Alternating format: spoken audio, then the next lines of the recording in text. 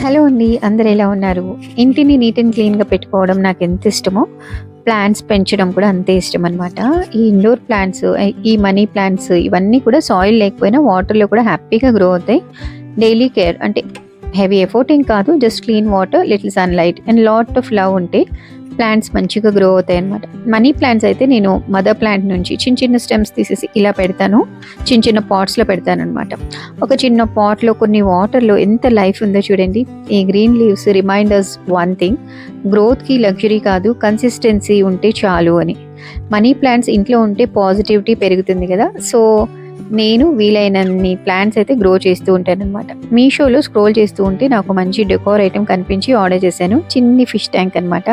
దీంతో పాటు పెబుల్స్ కూడా ఇచ్చారండి. ఇదొక వాల్ హ్యాంగింగ్ అక్వేరియం అనమాట. వాటర్ ఫిల్ చేసేసి పెబుల్స్ యాడ్ చేస్తే ఎంత బ్యూటిఫుల్‌గా ఉందో చూడండి.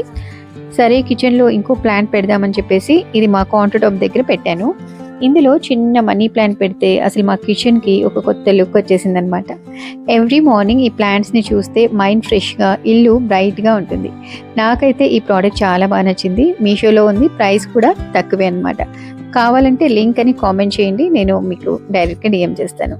బాయ్.